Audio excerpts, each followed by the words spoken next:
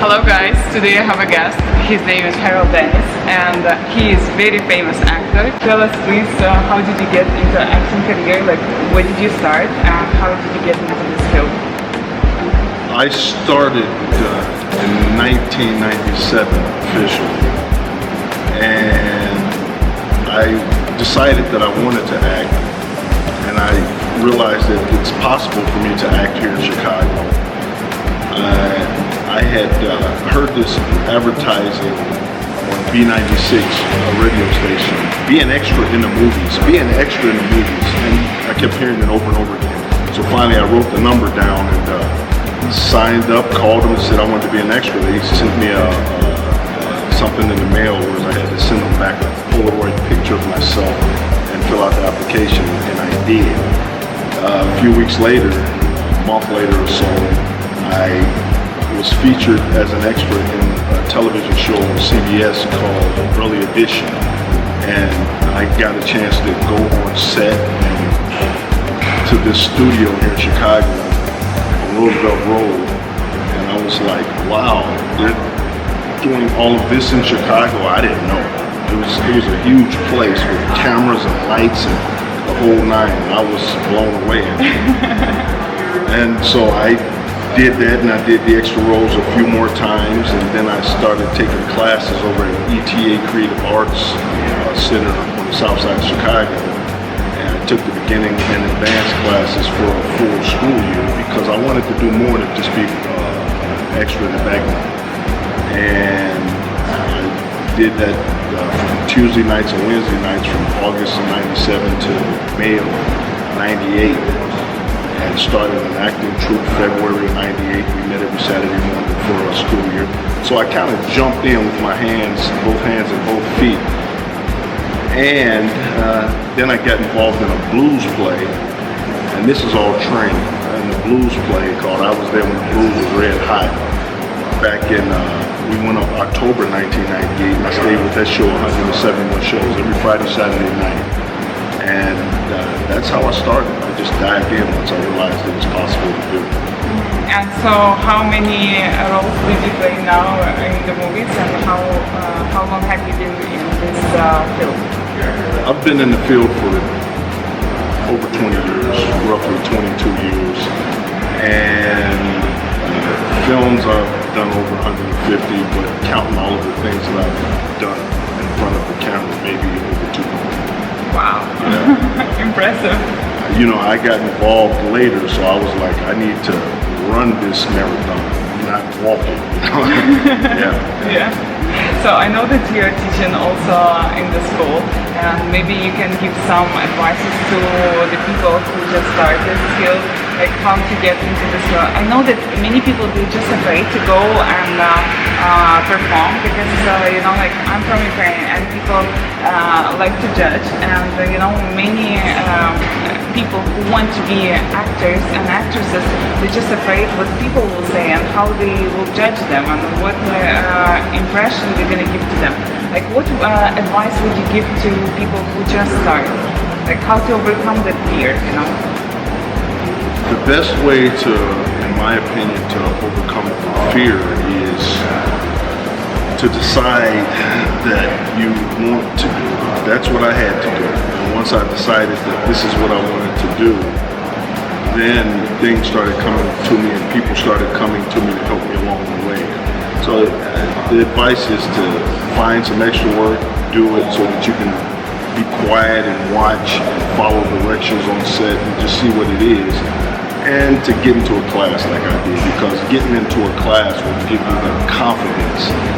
When I started, my buddy told me, well, why don't you take an acting class? And that's how I got involved in ETA. I just started taking that class. And at first, I paid the $300 for the school year back in '97.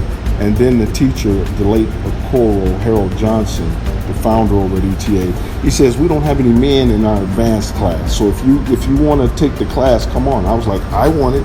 And so, like I said, from Tuesday and Wednesday evenings for a whole school year, I was in class, and the second class was free. I was in heaven. And so that helped me early on to realize that it's a potential to study for free. And so I took the Meisner classes here in Chicago at Green Church Studio back in 2011, 12, levels 1, 2, 3, 4, and 5. I went to a working demo training class, and I was like, can I intern here? Can I study here? You know, can I help you clean up around here? They was like, yeah. So all I had to do for Sunday mornings was come in before everyone. They gave me a key and sweep the floor, set the chairs, make the coffee, take out the garbage. And for 15, 16 months, I was taking classes for free. Meisner 1, 2, 3, 4, and 5. And on level 2, 3, and 4, they needed an extra person in Tuesday evening classes, in the Tuesday evening class. And I was like, yeah, I'll do it. So I was taking classes for free on Sunday mornings and Tuesday evenings for a whole year. On top of that, I've been studying with this guy named Ted Sarantos at Sarantos Studios. He's been teaching for 50 years.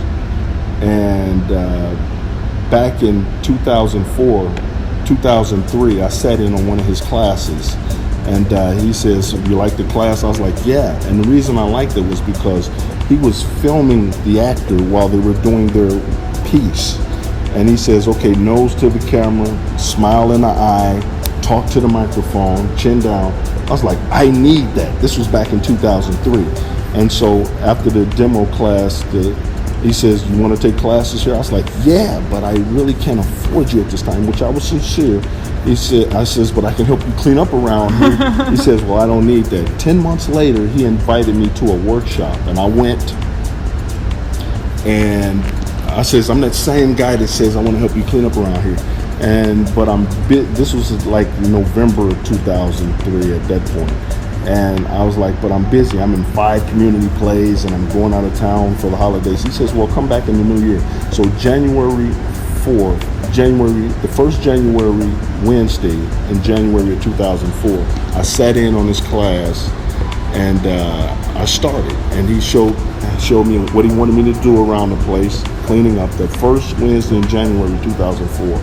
And this is November 2019. I've been with him weekly for almost 16 years. Wow. Cleaning up and taking classes. And so at that point, back in 2011, I was in 3 classes a week, training. And so I'm still with Ted.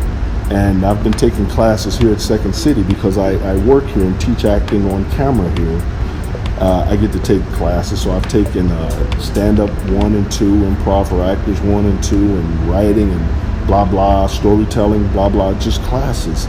I'm always training, and I'm always asking, how can I get into the class in my budget? And ask, and you shall receive. A closed mouth doesn't get fed. You have to think like that, and you have to be aggressive nicely, and things will come along and people will come along to help you. And that's how my career has been so far. And I teach, acting on camera here. I'm teaching 2 classes a week this term, whereas I'm teaching people what to do in front of the camera. Like Ted said, smile in the eye, nose to the camera, find some business to turn toward the camera if, you wait as much as possible. Listen to the director, be likable, always pay attention to the surroundings and all types of things, depending on the shot, how much body to use in the shot, and filming, what different angles of the camera. And then I have a TA that knows how to edit and can shoot the camera because they train here at the Harold Ramis Film School.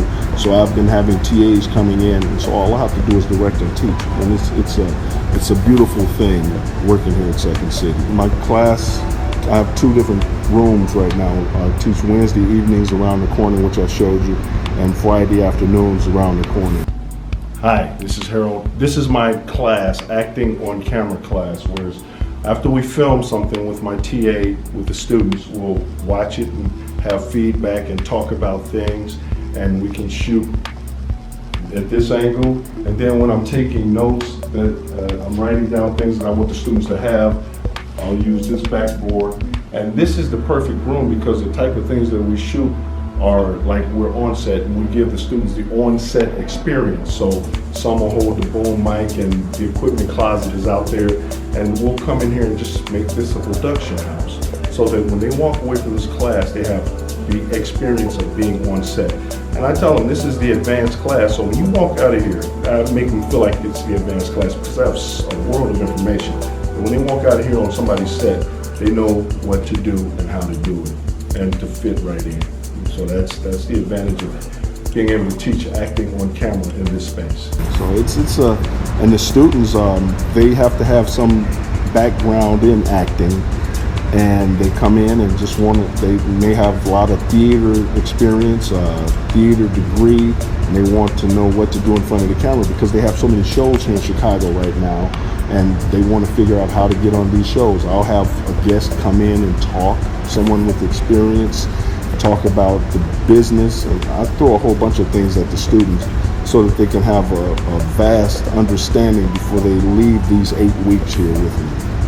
Okay, is it different the way you act in the theater and the way you act in the cinema? You know, like when you act in front of the camera and when you act in front of the audience. Is there a difference? There's a difference. I like to say that you still should always have that big energy, and in theater you direct that energy to the back of the theater, and that big energy, high energy, low key, you direct that big energy right to the microphone, right to the lens, right to the people, so that you can pull them in and touch them at the same time. And so that's the difference. Instead of projecting back there, I'm projecting right here. Same energy, except it's right there. What is the proportion? Like, how much time do you spend learning lines and how much time do you spend on set? Well, it's totally up to the actor. I'll say this, the only time that I'm ever really nervous is when I'm not prepared. So I'll spend as much time as I need to make sure that when I walk on that set, even if I have to have someone hold the line, when I walk on that set, I know exactly what's going on and I'm ready. Other than that, you know, I'm not prepared. So it's totally up to you. On set, the director may have to move real fast depending on the size of the set and the production. And on the big sets, the director meets with the actor and prepares and have the meeting so we understand who the character is. Then when you get on set, they don't have time for me because they have to go man the camera, make sure the people are doing that, the lights, the grips, and pay attention to everything else other than the actor. So, you know, just do your own preparation, get comfortable, and just be ready to go when it's that time. Another question, when you started to say about director, I just, you know, like I had a question before. If you go on set and you play the role and you realize that, no, I didn't play it well, so you replay it, or director tell you stop, replay it because I don't like, for example, that your hand is here, or it's mainly your call, or it's the call of director? It's the director, and it depends on the relationship you have. You know, if you can communicate with the director, you finish the scene and then you say, "Can I have one more? Because I don't know if I did that." But then on the set, the director may get the shot that he wants and say, "Okay, let's do it again. Let's get a safety shot. So just in case something happened that we didn't see, we have another one." So in the editing room, we have the shot. So usually, yeah, there's a couple takes.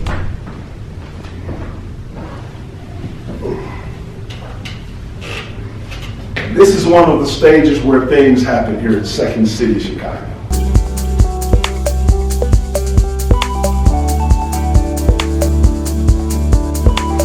What do you like about acting, and what you say, like, this part, just small part I don't like about acting? Like, what's the favorite part and least favorite? My favorite part is, and I told this to my class, Ted Sarantos, when I was sitting in class, he says, "Harold, years ago, what's your favorite part about being an actor and being in the movies?" My favorite part is sitting back in the theater when it's all done, watching the performance, watching the movie. Yeah. That's my favorite part.